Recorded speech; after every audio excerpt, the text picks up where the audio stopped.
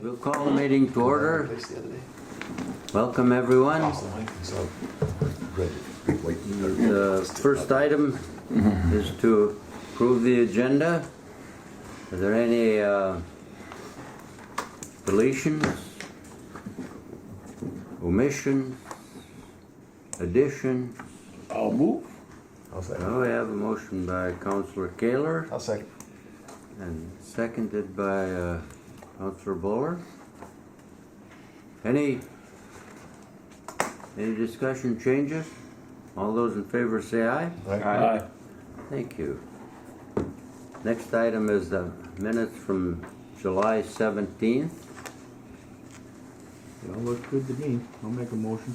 All right, we have a motion from Commissioner Roach to approve the minutes, I'll second.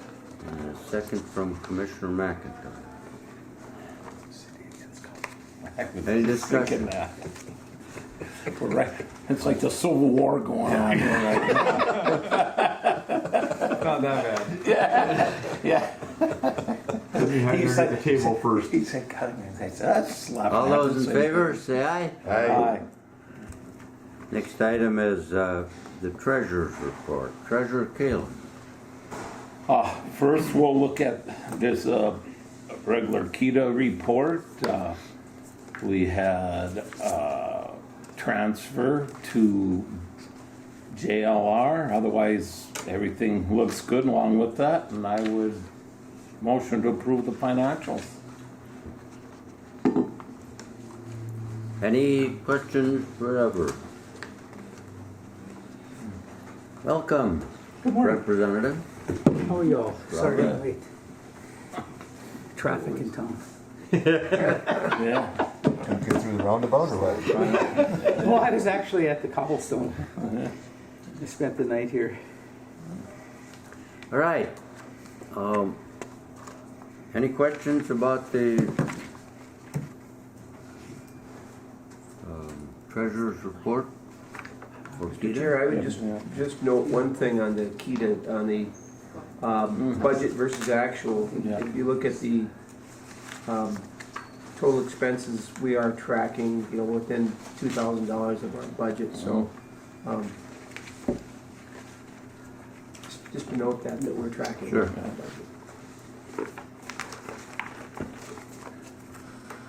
All right, all those in favor of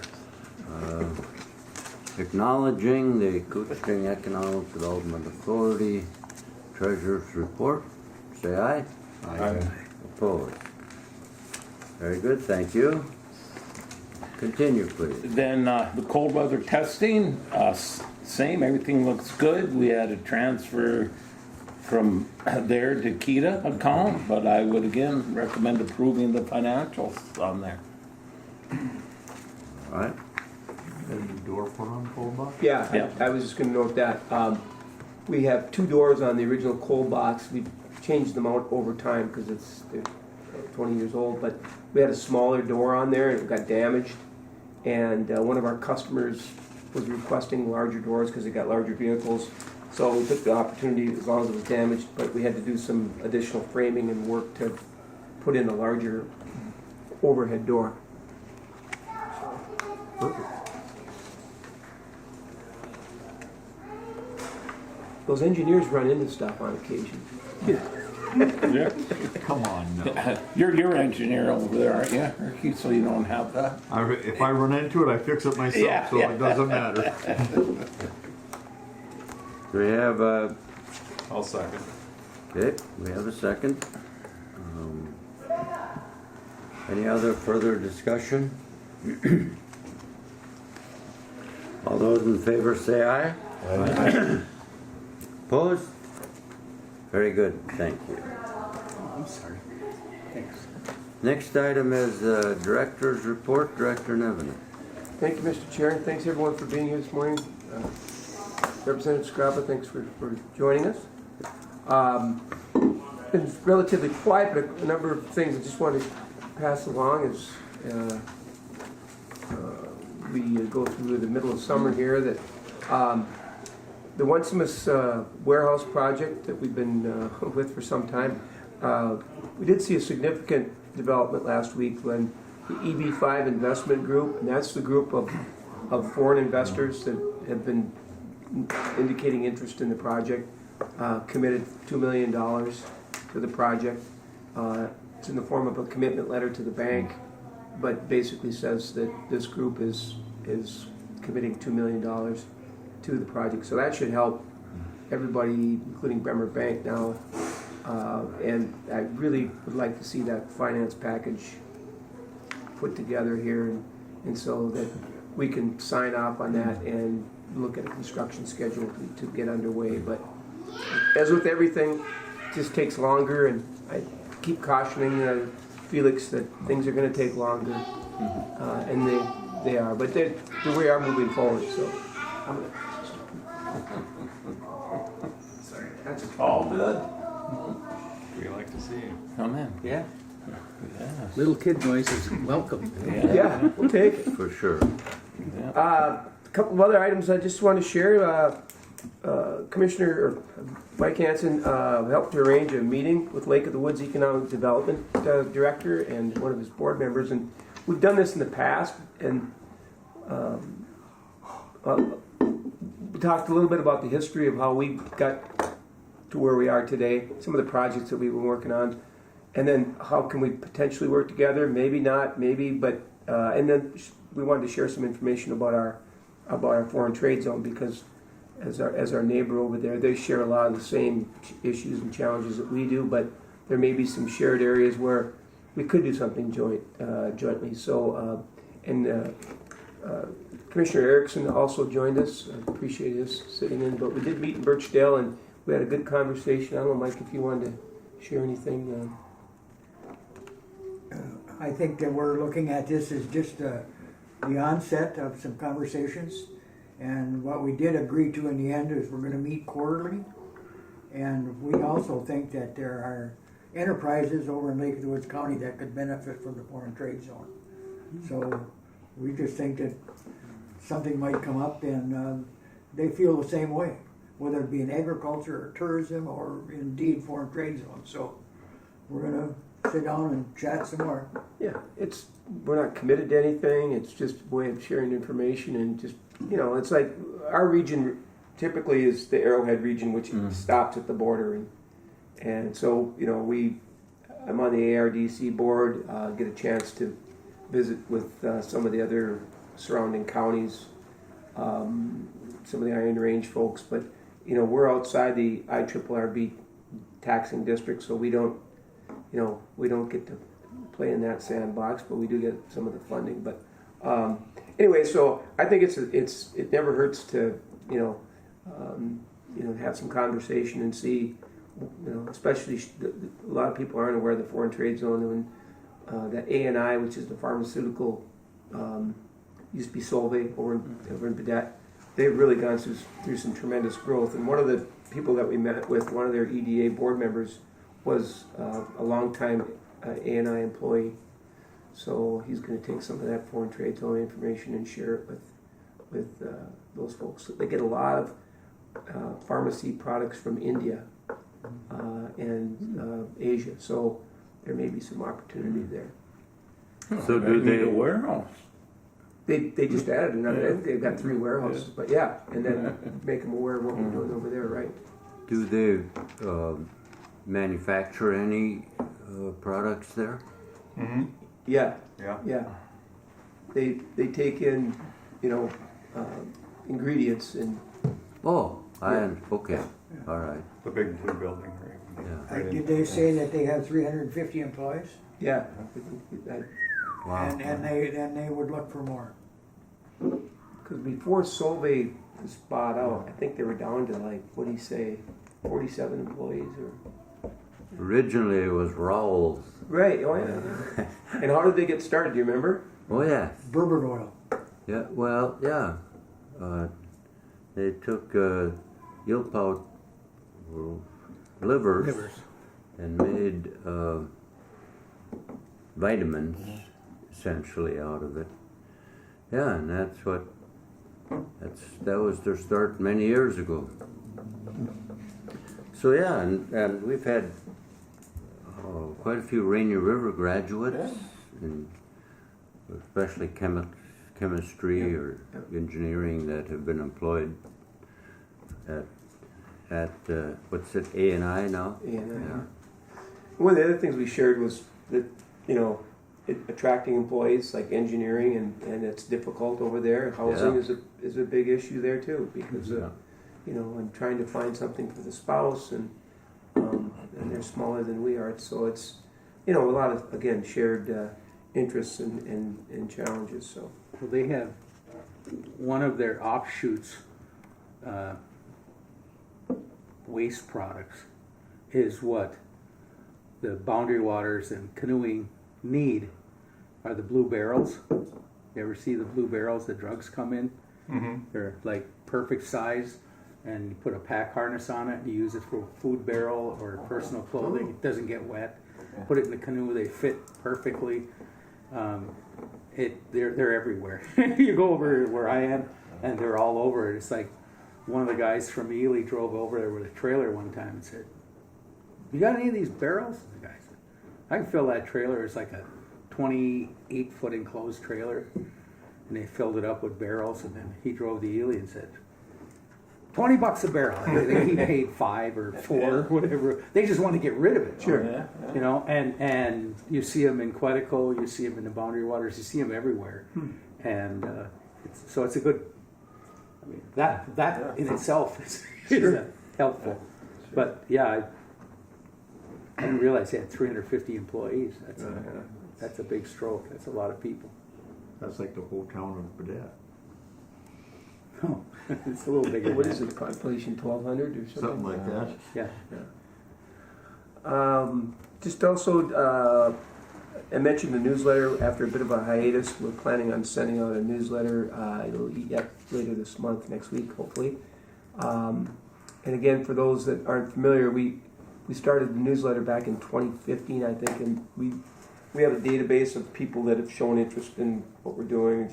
We just built it over time, and basically it's an update about what's happening in the county, and then we've highlighted business. We try to highlight something that's quality of life, and then meet the locals, which basically we like to highlight people that have come back, especially to the area, and especially younger families with children, because that's really our target. We don't, you know, that's our target, but we'll introduce some other people or people of interest. So it's just a way of keeping in touch with those people, and it's fairly inexpensive, and we archive them on our website. So you'll be receiving that here. You can have a look at it. We were at the Koochiching County Fair in North Home last week. We had a booth and some materials about Keda, and also about some of the other KCDA program in Cooch, Entrepreneur Fund, and some other information as well. So, and by the sounds of it, they had a very good turnout for the North Home Fair. Good weather. That's the Southern Cooch County Yes. Fair. Southern Cooch County. Yeah, I was there Friday for the Okay. Koochiching County Warriors. Veterans? booth. Yeah. And it was, the weather was kind of nasty Friday, but when I was leaving, people were starting to show up, and and I guess Saturday was, We're having our fair this weekend, Yes, yeah. Where? last tournament. Oh yeah. Yeah. I was like, I'm gonna be here. Where is it? Got all the highlights there too, corn dogs and cheese curds. There you go. Koochiching County Extension Survey. Now, Koochiching County has an extension committee that works with University of Minnesota Extension Service, and they wanted to, they being the U of M, in conjunction with the county extension, conduct a countywide survey to say, is there, you know, what are the opportunities here in Cooch that citizens can, you know, identify, and then are there any resources that the U of M extension can try to bring to help those opportunities become reality, also to support and enhance what resources are here. Now I don't know what that looks like, but you know they've proposed this, and it's I know Pete, you were on the committee, and I think Adam, you were Yeah, 4-H. 4-H. Yeah. Yeah. And so they asked us to identify as many people as we could in different areas of the county, different age groups, so that we could get a real good sampling. And then they're developing questions around, what are the biggest challenges? What do people need to thrive in Cooch County? So kind of general questions, but also some questions about, personal, what are the challenges here? So there are going to be 4 rounds of these survey questions, and then from there they'll take that information and come back and see if there's again something that the U of M extension can bring. And I remember after the mill they had those layoffs, shut down the machines. They were brought in as well, and they did a retail analysis study for Cooch with John Bennett, and it was a nice product, and they were good to work with. So I don't know where this goes, but again, anybody from the outside wants to connect and see if they can help. It doesn't hurt. It Yeah. doesn't cost anybody anything. Right, then this group here, I think that basically, they want to see more involvement or whatever. Yeah. And the surveys start this week. Yeah. I'm still waiting for mine. I feel Or I missed it, which won't be the first time.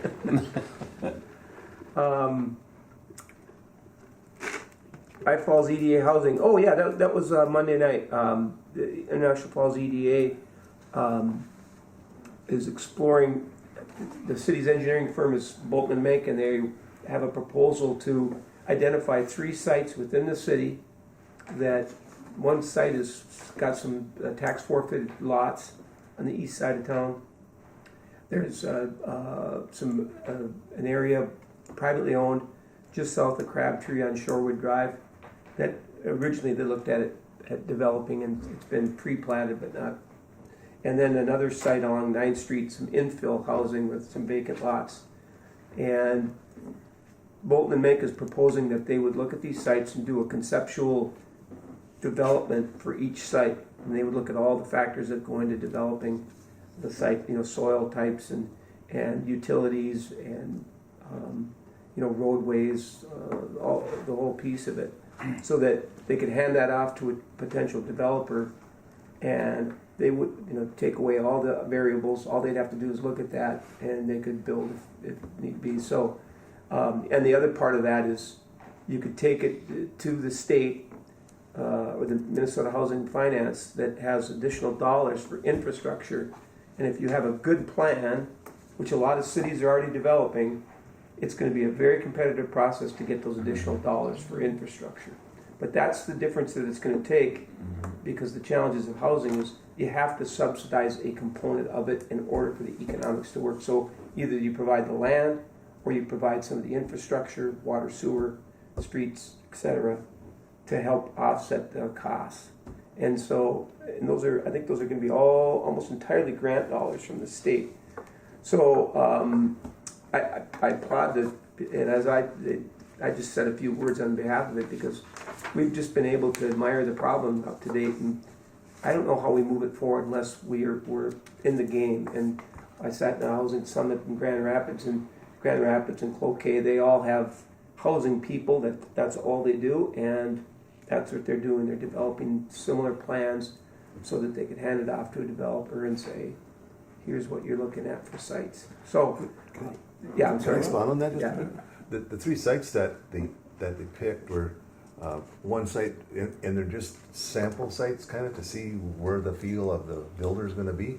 The one site, excuse me, is for manufactured homes, not stick built, not trailer houses, but manufactured homes. Is that one? And, Like Stenberg. they're small sites, but if we can find out where the feel is, we can always move forward to larger sites. We wanted to keep them down so that we could put the infrastructure in. And the other site on 9th Street is for, like you said, fill-in homes. There'll be some smaller lots. There'll be room for smaller homes, that type of stuff. And then the one at Stenberg would be the single-family homes to be built in the Stenberg area. I'm surprised it never got developed across the road from Stenberg on the other side of Keenan Drive. in between the nursing home and, Travis owns all that property now. yeah, I'm surprised that he hasn't sold it or Yeah. got developed or whatever, because that would be It's a sizable chunk, it's 40 Yeah, acres. it'd be And a then- perfect spot for houses, and it never has come around.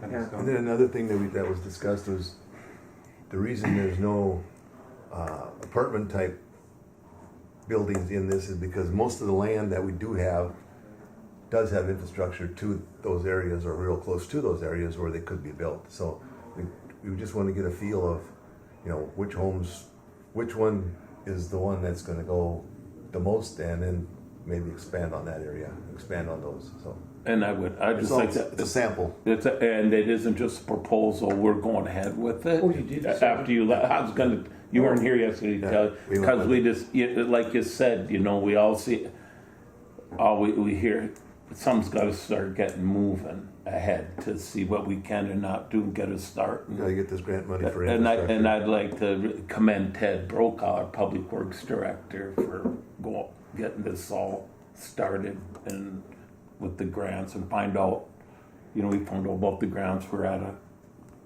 LMC conference here last year, and then you search for, and like you said, you gotta have this to even get to look at getting Right. grants. And, Yeah, we did move ahead with it. Oh, great, that's terrific, and thanks for, as you said, this provides opportunity for 3 different types of housing, Yeah. which is great, but after the housing study came out, everybody said, well, there was recommendations. Well, nothing's happened. Well, nothing can happen unless we even reached out to some developers, and no developers, there was 26 of them, even not one expressed interest in Cooch County. But with this, and with the plan, you can hand it to them and say, here's what we're looking at. And so, Yeah, we've got we've got that even online with all the properties identified that are available for building on, but not this where we would provide the infrastructure to develop a new area. So I think it's going to be And good. I hear it, I just came from Grand Ray, same issue. I met with people there in housing. They have a hole in the ground, 2 holes in the ground. They are developing housing, and it's changing as they're building it. They went in saying, this is what we're gonna do. And then all of a sudden it's like, well, we can't do that because we can't afford that much. Now we're gonna do this. And that's how fluid these developers are. What you're doing is, you know, taking taxpayer money, investing on a plan. You know, Bolton Bank can sit on it for as long as they can, you know, like, because the competition for developers, you know, again, the IRRB helps with the infrastructure, and communities help with the land. So a developer comes in and they have infrastructure and land already free, you only get one. You know, if you're lucky, you get one, you know, the land. And the infrastructure, if it's already there, then it's free. Now you're competitive with Bemidji and everyone else, because these developers, they don't care what town they're in. It's just bottom line. They're there to make money. That's it, you know. I mean, we all want them like, oh no, you got any help in our communities? We really need that, you know. And they're just looking at it like, how much can I make? You know, this is what it is. It's their life, just the way it is. And there is one guy who's running around this northern part of the state doing a good job, and he had made a comment to me when I was running for this office. He said, if you get more money in it, I'll invest more. Well, we got it's $200 million more in Minnesota Housing Finance. And I went to Representative Howard and said, I'll vote for the bill if you make sure Greater Minnesota gets some of this money. Because I'm tired of the Metro getting it all, because they get a lot of it. When you go to League of Minnesota Cities, you go to these meetings, you figure out where the money goes really quick. But Greater Minnesota, our needs, when you look at the size of Greater Minnesota compared to the Metro, there's more people. They can build a concentration of housing faster and make more profit, so the developers are all there. And when they come out here, now they got to move people, equipment.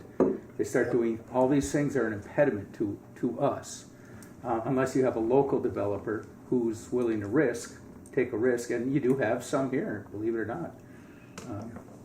High Falls has some good local developers if you can get them to make the plan. But I think part of it is exactly what you just did by saying we're going to set a study up. We're going to show that these areas are this is ready to go. And we've already signed off. There's no controversy.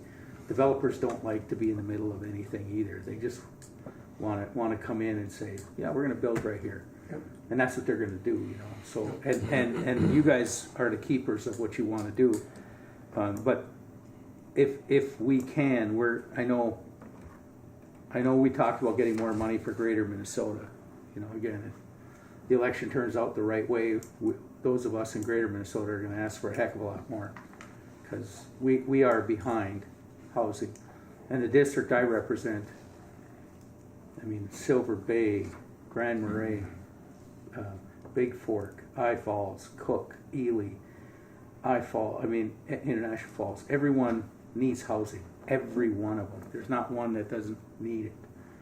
You know, not want it, they need it. So you guys are unique because you're not looking at apartments. You're looking at single family dwellings, which is, you know, do you guys have an HRA? How, I shouldn't have chuckled. I guess. We do, but right, all they've ever concentrated on is we have the Woodland Apartments. Right. And for how long, a year or so now, we've been trying to get them more involved slowly but surely. They're getting involved, but like I said the other night at the meeting, or somebody's, you know, I don't know how long we can wait with this money out there, and we got to move ahead. So it'll pass you by if you don't move right, fast. and But be assured, there's enough of us in the legislature that want to put more in Greater Minnesota. It's because IRRB, we put $650,000 into just housing this year. So anyone that shows up, we're going to help them. Whether it's a housing study, whatever it is, you know, again, the sooner you guys get a hole in the ground for mining here, the more you can access those dollars. I'm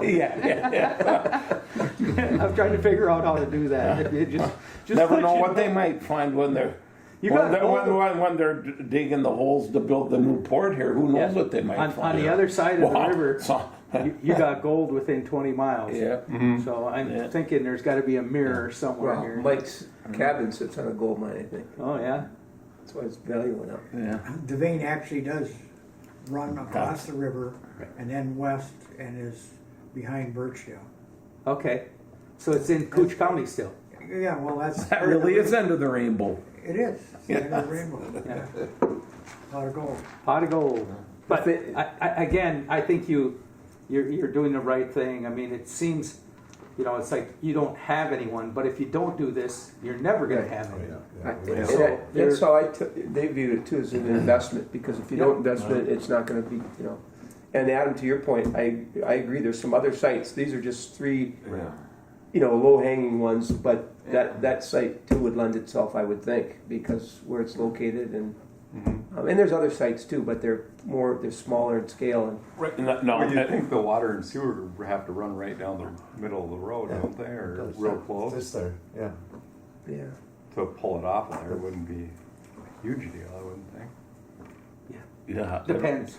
Depends. Yeah, it Yeah. really does. Well, I think there's Depends. water issues in there. Speaking of water, yeah, that's why we got the big lake on Aspen Way there. You know, they have but obviously that stuff, if you're willing to build or whatever, you can take care of. You can take, and then it becomes an amenity. Build around the pond with the houses. Yeah, and that amenity. I mean, it is kind of nice there. Yeah. You know? I've never walked that.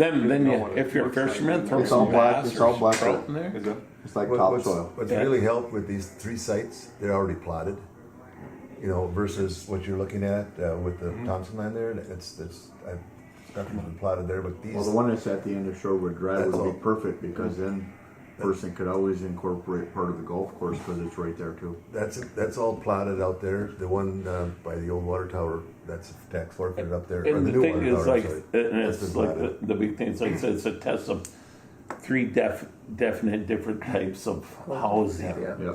You know, even like on 9th Street, you know, that'd be more like tiny homes, little, maybe not tiny homes, but little homes. But speaking of Grand Rapids and Duluth, and they have people just working on housing. Well, last year at the LMC, I went on their tour of what they've done to get more housing changing ordinances and stuff, and they have a village of tiny homes. It's really neat, actually, so it's, And another thing communities are trying to do is they're trying to rehab the old homes. You'll have people, as they move on through life, whether they leave or whether they pass away or a family member gets it and then they try to sell it. Sometimes there's an opportunity because if you do the ROI, return on investment, what are you putting money into a brand new one? Can you fix more older ones than a new one? And if you can, provide a better housing stock that's already there. Flipping houses in International Falls is a losing. Well, right now it is, position. but instead of, like you said, you're going to subsidize. Either way you're going to subsidize. So would subsidizing it by fixing a flipper so that that person doesn't have to pay that difference. They get into a home that's been built in the 1940s or 50s and it's re-insulated, replumbed, everything. It's the bones are still okay. It's just that it needs some new design. Yeah, and that's where the HRA, the reason I asked the question, you get an HRA director that has some vision and run around and has a board and has a council that's willing to invest with them. You can really, we did that in Ely, we've done some of that. The hardest part though, and when I was mayor, we tried went to the bank and went to the contractors and said, we'll underwrite it, our EDA will co-sign all these, Ricky comes to Ely, doesn't have a job, gets a job, wants to buy a house, doesn't qualify to the bank, comes to us, says, I got a family, I want to start. Yeah, we'll get you a house. So we buy a used house, you buy the used house off the market through a loan for us. You got to put 20% of the time to fix the building. So you tear it apart, you get a contractor, and y'all work together. And then in the end, you're vested in our community, we're vested in you, it's a good deal. The bank and the contractors want nothing to do with it.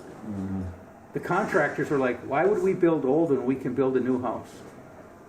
And it was really frustrating, really frustrating because it's work, Have your crew that builds new houses over there and get a crew that works on other ones here because the market's there. And I've door knocked in this town. I've seen enough old houses that could use some good rehabbing, but no one has those dollars to do it. But if you could free up some money to help them, it makes the next, instead of looking for that pot of gold, you're working with what you have. And conceptually it's there. There's developers that do that, but I met with a guy yesterday that wants to start a nonprofit to do that.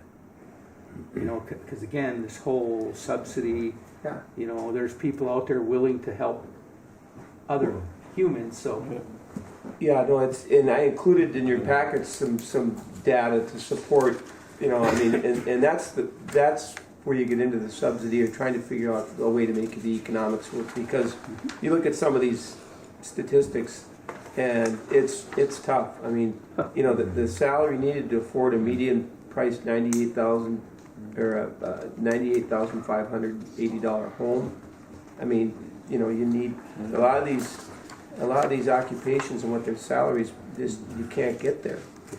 And so there's all kinds of information here about disparities and about ownership and rentals. And I think when we had Isaac here last spring, really opened when he explained all that, Isaac from Koochiching, that's like people, we talk about a perfect example is the Bacchus apartments or AB apartments, but they hear they're affordable. Well, people misconstrue what that is. I said there could be people making $20-25 an hour there that qualify, depending on how many kids they have and all that. Sure. So all the way up to 30, you need or 35 actually, 35 is and with that tour, Yep. well, that's the term that the affordable gets thrown around a lot. And what does affordable mean nowadays, especially with the interest rates and the cost of construction and inflation. Yeah. But with the new windows, the painting that they're doing up Yeah. around the top, that building's looking awesome. It's not, it's very, yeah, what a difference those windows made. Absolutely. Yeah, Well, it's causing some excitement too, but it also just, again, and that's why I bring it around this table is because it's a real important issue everywhere right now in the state in greater Minnesota, and I applaud you, Representative, for you know, if you have the opportunity to try to get more money for outside. We are. That's a priority. It's terrific. All right. One last thing, yeah. I know it's a good conversation. Yeah. See you left? See what happened? See what happened? You stepped out? I just want to give an update on Main Street because it's been a while, and I know Mike and I and Alan were serving on the committee, as Eric Strand was on there too. But and it's been in play now for some time. But a total of 15 businesses throughout the county applied to the program, and there's 2 different rounds. The projected dollar amount to the program, and this is from the state, $1.3 million to leverage private investment. So some of the projects have been completed and totally funded. There's others that are in progress, and several are scheduled to begin yet later this year. So we're seeing some results on Main Street. You can see some of the actual construction, but there was also some projects out toward the lake that have been completed. So when they're all said and done, they don't want to identify until it's all complete, and then they will issue a press release. It's a little frustrating, but anyway, so it is still in play, and there's activity around it. So one last item, and it's just a personal note. I will have some surgery here next month, and I'll be out for a bit, week of September 16th, but just FYI, I'll be out, but not for long. So Then Kyra's the boss? Kyra's the boss. Okay. Just want to know. Well, she's always the I boss. must say, like, I'm around enough sign of this, you might be all ready. She's always the boss. Thank you, Mr. Chair. All right. Any questions of Director Nevenin? For the city councilors, I don't know, maybe over a year ago, the city hired a firm, contracted with a firm, to do inspections to see what sanitary sewer water was running into the storm sewer, or the other way around. And they inspected some houses, but then I think the city got into some kind of a disagreement with that firm, and nothing's happened since.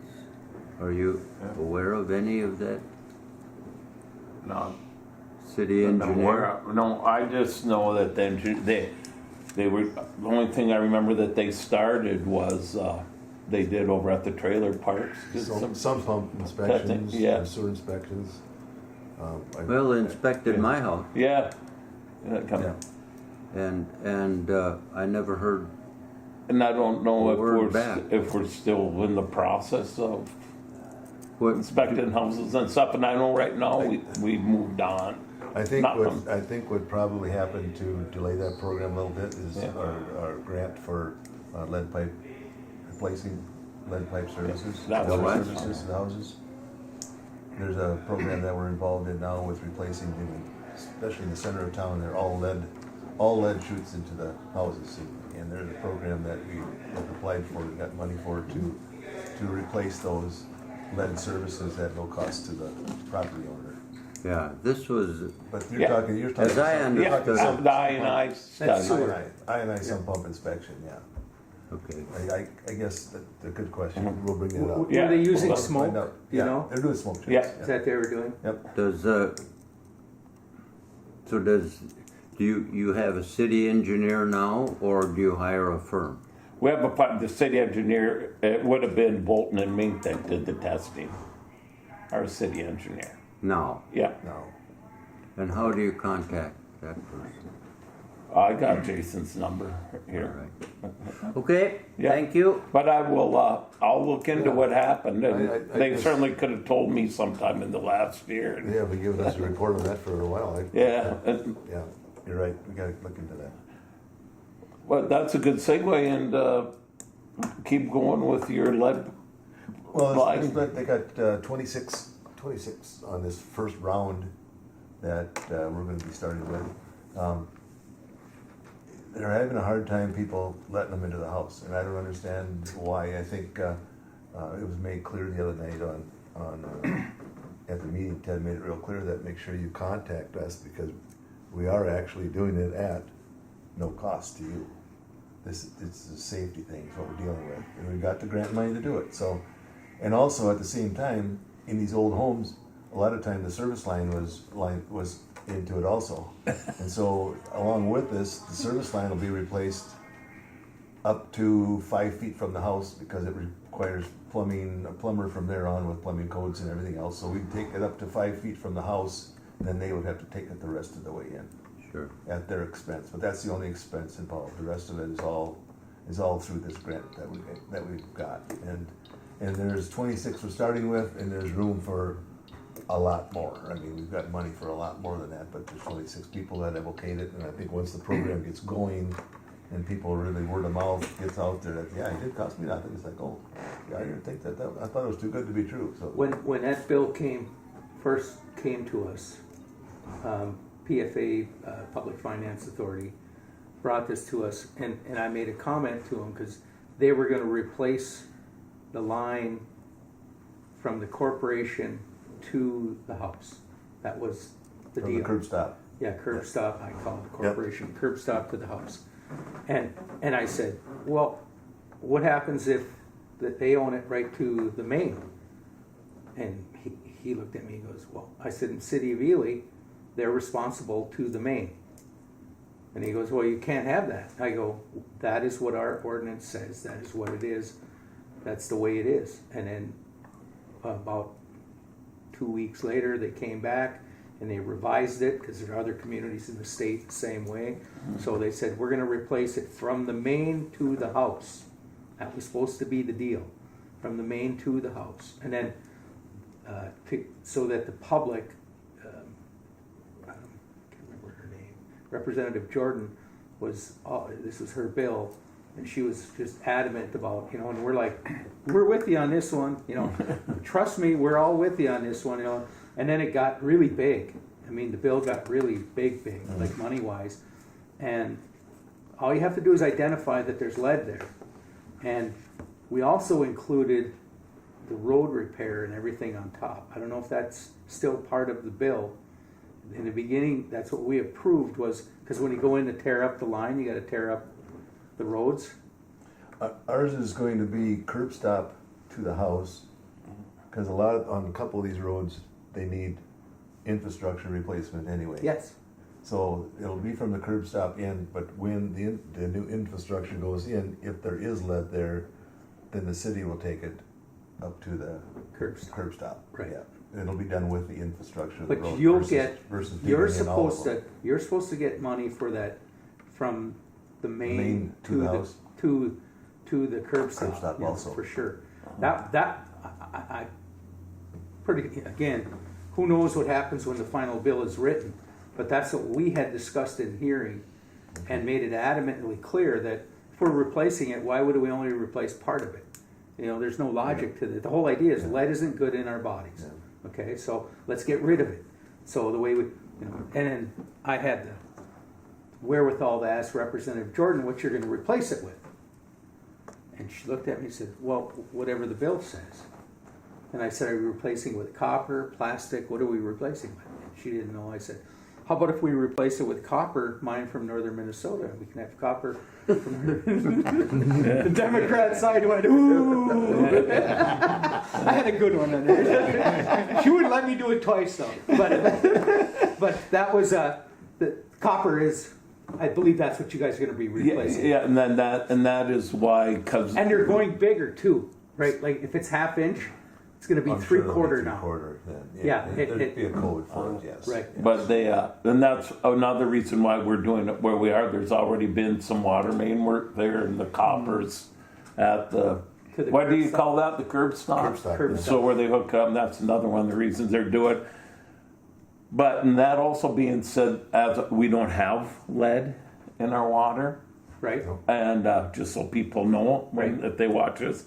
And if if you got a door knocker or someone's reach out to the city, this is going to be free of charge. And don't wait till you see what's happening at your neighbors and be too late to get in line to get it fixed. And we've had it online, and we do pay up to that spot. You guys are on 7th or 8th Street with that, aren't you? 6th and 9th, 6th and 7th, somewhere over there. I think.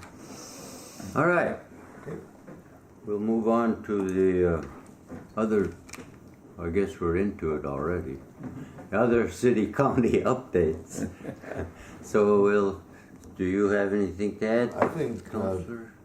Paul pretty well took care of our Yeah. housing thing that we did Yeah, at EDA, which I was pretty excited about.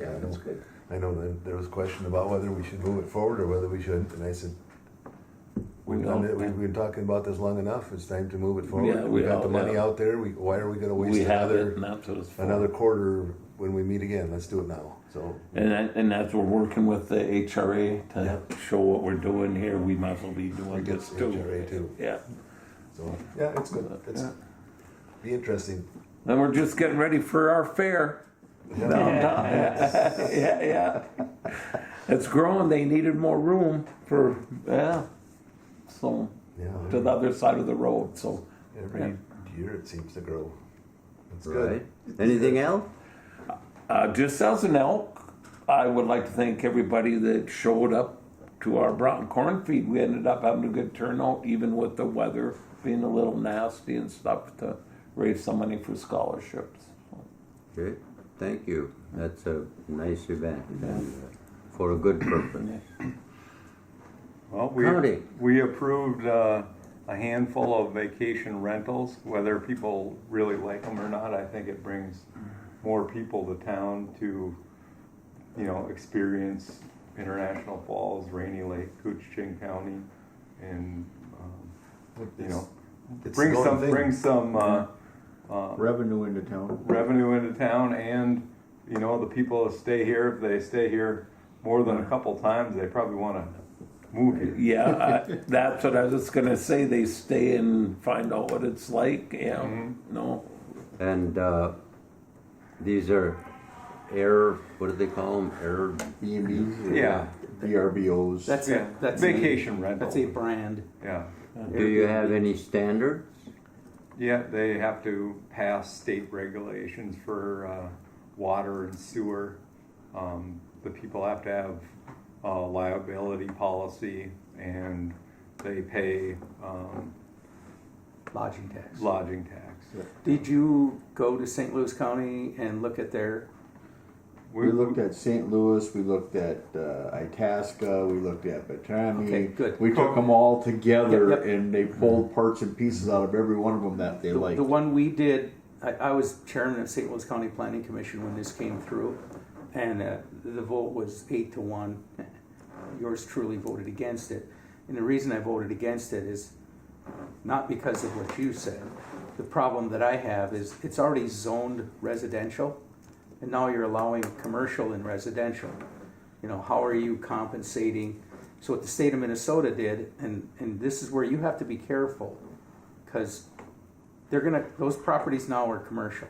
So they're gonna get taxed commercial. Yep. And what happens is it affects your other rates. I can't remember what they did. St. Louis County had this whole big list, and when everyone found out that they were gonna pay commercial taxes, they're like, we can't afford that now. Because they would rent it for 2 weeks and would pay their $8,000 property tax. And they're like, hey, that's perfect, that's all we want. Well, their property tax went from $8,000 to $14,000. That means they have to rent it way more to make that payment. And then they're wearing it out more, and they all said, we don't want to do it now. And when they did that, it triggered this fiscal disparity thing on taxes. It was part of the formula, and it just threw everything out of whack. I mean, really bad for St. Louis County. It's corrected itself now, but it was like, what the heck happened? And when we found out what happened, because the formulas that no one tells anybody about, these formulas have those numbers put in. The concept what we did for ours, that's a great question you asked. What are the, if you're not parking on the property, if you're parking off, when a sheriff, that's illegal. If the sheriff is called, the first number they call is the owner, Yep. not it's the owner. So the owner knows, like, because these absentee owners are the ones that are willing to take the risk, but they should also know that their neighbor. There are horror stories about these being in a residential area, but there's also the good ones far outweigh the horror stories. I mean, I listened to testimony for 2 days, and I'm like, you're right, that does, 2 o'clock in the morning, knock on the door, what the heck is this? This lady goes, what's the matter? Are you okay? Is everything? Well, my Wi-Fi doesn't work. We see you have a Wi-Fi. Can we get your password? 2:30 in the morning. The lady looked at him and wham! And that's part of this whole thing that's happening. So, and your planning commission will be dealing with, I don't know how many you are allowing, if you have a certain number, or if anyone wants.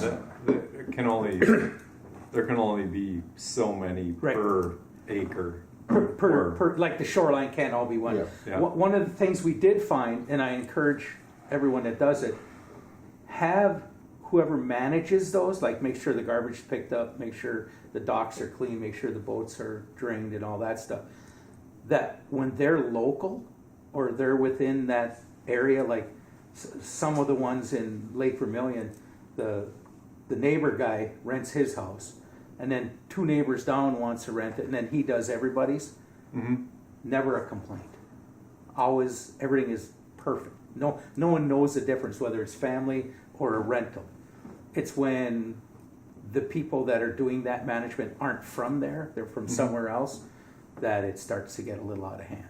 But those are, you're right, and you are. What it does is it opens up your area to people. They're like, hey, is there anything for sale? It's like, but it's Those are hard to come by too. yeah, Yep. yeah. But that's, you're delving into that world. It's a Well, it would have gone unregulated unless the county would have. Because they were, the world was already here, per se. Yep. Yeah. But the state tax guy, he found him. Oh, yeah. That didn't take long, and that was a rude awakening for a lot of them. Yeah. So And then our jail, we got concrete in the ground, we Yeah. got blocks going up. Our elevator shaft, as of yesterday, was probably, 12, 13 feet in the air, as of yesterday afternoon. Good. Yeah. So, thing is moving. Probably gonna need it for the people who rent these. Yeah. And when our fair gets out of hand this weekend. Hopefully Saturday night. Yes, I was counting, or done counting my ballots. Yes, I got to watch the construction going on out the window there. All right, My so arm to the rebar. anything else? Yeah. That's about it. That would be thank you for that information, because that'd be good to inform the owners, oh, you'll have a list. the Yeah, potential. the owners get called, and then the property manager gets called, and then the law enforcement gets called, and after, sounds like 2 instances, we can pull their permit. Done. I see, yeah. Okay. All right. And from the out county end of the rainbow, Well, thank you, Mr. Chair. I did contact North Home, and things have calmed down a little bit there. They had the county fair, and I got the impression the attendance was very high, and great weather. Big Falls let me know that they received funding for a new pavilion, and work is underway, and they're parked down there. Oh. And if you haven't stopped by there and just pulled in, if nothing else, just to see the river, it's really a terrific campground. And across the road, they have a horse campground, so it's getting to be a sport that's, a recreational activity that's getting bigger and bigger. I didn't hear from Little Fork, but I promised them I'd wave when I drove by. Yeah. And Out my way, we just had North American Sturgeon Championships. On Saturday. We had it for, we had two versions, one for youth. We had 88 kids. And That's awesome. I can't stress enough how generous are the folks in both Manette and International Falls, because they gave us enough funding so every kid that came there, every one of them got at least 2 prizes. Wow. And, you know, we're introducing them to a new sport. There was a lot of fish caught. In the youth one, we didn't see any monsters, but in the low 50s. And the same thing, That's big. there was a $2,000 prize for the winner of the bigger contest, and I think the fish was 56. And of course, there had to be another one that was 55 3/8. So that it worked so well. What's that, about 38 pounds? But the people who donate, and for the people who, the Falls radio station, how they go out of the way to help us, as well as the Gazette. A couple other things that are taking place is on September 11th, the county board is going to visit the Pete site south of Birchdale and west of Big Falls. As you know, it's been re-permitted, so you know it's still there. And that's owned by Canadians, right? They have the permits. Yeah. Oh, Yeah. Yeah. okay. And in fact, at one time, they were going to, and it wasn't that long ago, they were hiring people. And then COVID came and no one could cross the border. So it's been another 5 years Already. already. Yeah, we had to deal with this in the legislature. I think Yeah. we had to extend it. I think I had a bill to help extend You did. this thing. It was, You did. And it was not the easiest thing in the world to get permitted. right? And the first time it was got permitted, I was hung in effigy at the site.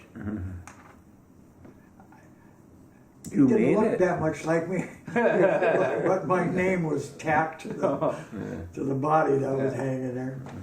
Yeah. I'm glad you're still here. One last thing, and this is for Representative Scraba. There are only 10 of these in the world. And being as you represent us in the legislature Yes, sir. and come to these meetings, I want you to know that it's highly appreciated. And you'll like it. Wow. Nelson's store. Oh, boy. Yeah, so when I was a boy, my grandparents lived out towards Birchdale on the Black River Road. And there were 8 stores, groceries, hardware, whatever, 8 of them. And now there's one, and that's Nelson's store. Have you ever been to Wanaska, south of Roseville? Yeah, Remember the hardware store there? sure. That's what this reminds me of. It's like that one by itself, but it has everything you need in it. There was 8 between the Falls and Birchdale. Wow. And then there was a couple small ones between Birchdale and Badette. One at Clementson, and then about 4 or 5 miles east of Clementson was a community called Central Minnesota. It was a gas station, so now, of course, now it's just nothing there. So that's how it came, and that's, Thank you. yeah, well, you've got 1 of 10 in the world. And I'm forgetting some things, Mr. Chair, but just about when you're ready to end the meeting, I'll think of them. All right. Thank you. Representative Scraba. Yesterday I came up for the Rainier City Council meeting. They talked about the pier, and everything went as planned. They're going to start. The engineer from SCH was there, and Jason is. They're going to supposedly start the parking first, and then the pier next year. And it's a big pier. I mean, it's concrete top, that sort of thing. You'd be able to drive a Bobcat on it if you want. That's So, good. and the idea is it's going to go out about 250 feet. and then another pier, 200-foot pier on the end, the T. And then that, off of that, there'll be floaters, so that you pull your boat up on. And It's a lot bigger than I had anticipated. yeah, and you know, actually yesterday I got a ride from Tom Doherty and Thor to go look at the bridge, the collapse, the Canadian bridge collapse, and well, we went and looked at it. They're going to blast there. They have rubber tires and everything. They were hammering away with the chisel trying to get that big concrete block, and I think they finally just gave up, and now they're going to drill it and boom, make it all go away. But on our way back, we stopped and they used the GPS and figured where the end of the dock would be, and it's not as far as it. You know, it's funny how feet disappear fast when it's there, and you know, you look at it and well, oh, it's gonna be 250 feet. And this is 85. It's gonna be way out there. And you get out there and it's like, okay, it's gonna be right here. And I'm like, well, this ain't bad. I mean, this isn't terrible, like, you know, grotesquely like way out of whack. It's not that far, and the ice will still go by. It's not even close to where the rail bridge, the point. Yeah. You know that it's, you know, the majority should go the other way. So it looks. Again, I think the public, once it's there, the public can start using it, and I think it'll make a difference.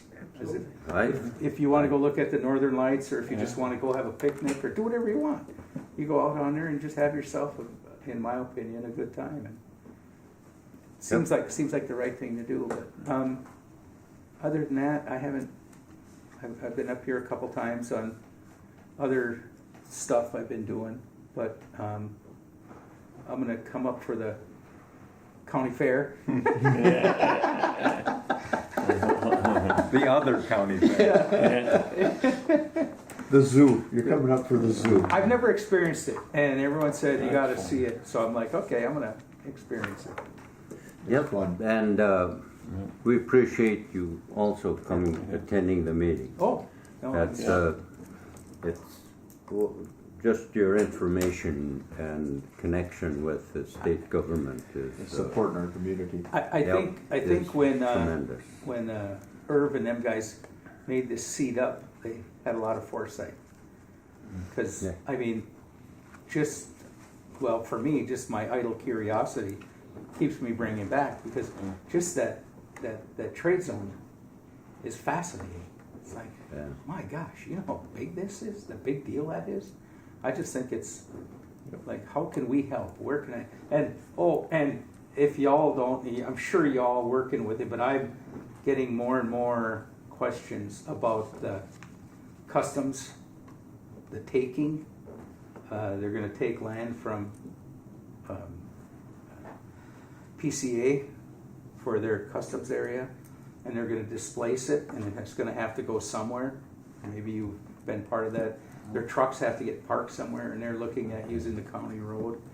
And there's a bunch of money that, I mean, this is not a simple, something simple. So I've been kind of sitting in watching what's going on there, and it's like, the federal government just screws everything up. Sorry.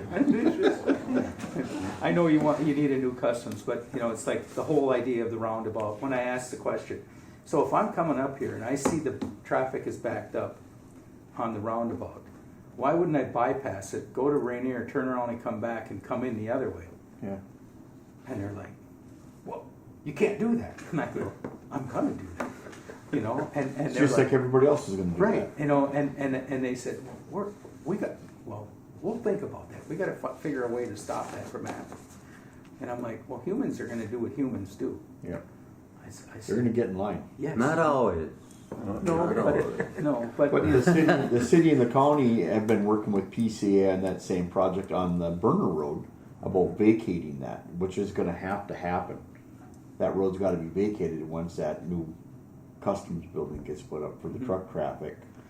So it'd be vacated from the railroad tracks to 11, Highway 11, would be PCA's property, but the city's got water and sewer going through there, there's power going through there, so they still have all the easements and stuff are gonna have to be in place, but that road's pretty much gonna have to go bye-bye, get blocked off. Well, on they need 11. space. They need space. I mean, you're taking a lot of space and, Yeah, we sat in on the same meeting with Yeah. the customs update, and I was really surprised that they haven't acquired the property yet from PCA. I thought that was a done deal last year, a year and a half.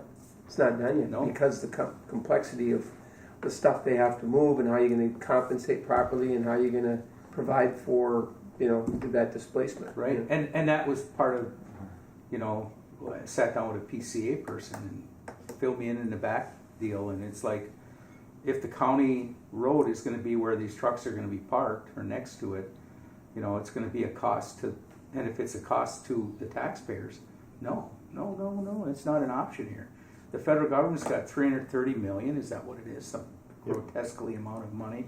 303 million. I think they 303 said, yeah, million. Final. Well, then we're gonna put some more million on there, because if they're moving them to go over here, they need to be compensated for it. They just can't boot them off and expect PCA to pay for that. And then PCA in turn, there's gotta be a better way to, and hopefully they're working through that, the attorneys and. Well, yeah, because let's face it, one way or the other, they're gonna get the land. Right. We can either come to an agreement or not. Well, you always have the railroad involved, them and the federal, but Right. Yeah, they feds do it. always are doing this thing Yeah, too. they can do what they want to. Yeah, the railroad can do And that- just as much. But that power pole, that power line that goes through there too, you can be the federal government, do all you want. If they ain't moving their power, you ain't gonna move it, period. And you can play the. And one thing's for sure, this is all good, I agree with you. Yeah, They don't have to build if we don't want a customs building here, they don't have to build it here. Well- Just saying. well, and the whole idea is, that's what we talked about. We talked about, the whole bike park or the trail and everything, how people going, because right now it's pretty, I won't say laissez-faire, not real easy, but movement is real easy between the two countries. There's no fencing, there's nothing, you just show up and you go. Well, this would be a corridor that's fenced, Yeah. that you can't move, you can't go either way, and it's kind of like, oh, that's interesting, it's- Prison. Well, because there are people there asking about their biking and hiking trail. Can I keep going that way? No, You have to go down. no, you got to go around, and it's kind of like interesting. See, that's where PCA came up with the idea, how are they gonna take in the semi-trucks coming from Canada? Right now have an easement across Highway 53. They come through customs. They don't get on any road. They run PCA's road down, and they cross Highway 11 straight into the Lumberyard. lumberyard, to the yard there. Yeah. They got an easement from the state to cross that road. They got extra concrete and stuff there. Every one of them trucks now have to go through customs and get out onto the main road to get to PCA's yard. What's going to happen with all the wood coming from Canada? Those are great questions. We'll see. And so the next item is the public comment period. Do we have any other than elected officials and Darcy and I and Appointed. and Mr. Hanson? Okay, next, let's set the next meeting.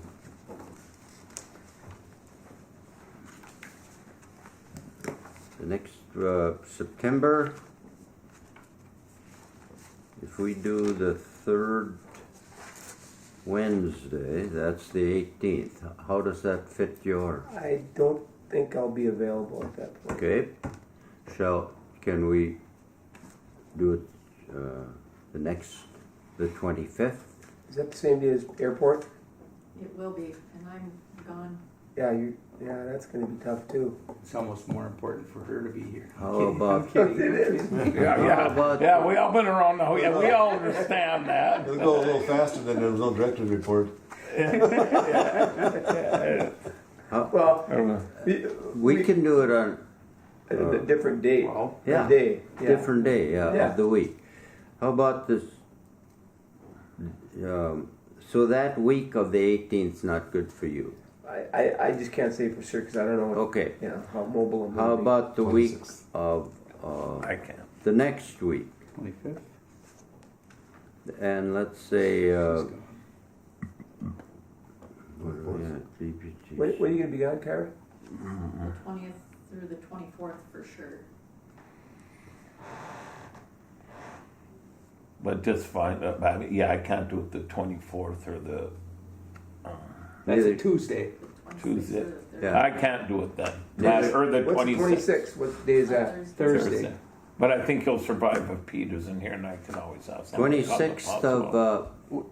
September? That's a Thursday. Yes. I can't promise where I'm gonna be. I have an event. But That's Kutaska. That's our annual meeting and grand opening of the, So 26th is not good either? No. Okay. If So- the 25th works, we can make it work. 25th? 25th? and like I said, I Okay. think we'll survive with old Well, Pete I here. mean, if you're not, you're not. Oh, no, it's more Kyra. 25th, we'll just tentatively set it then. All right, 25th of September, 10 o'clock here. Correct. All right. All right, thank you, everyone. The meeting is adjourned. Thank you.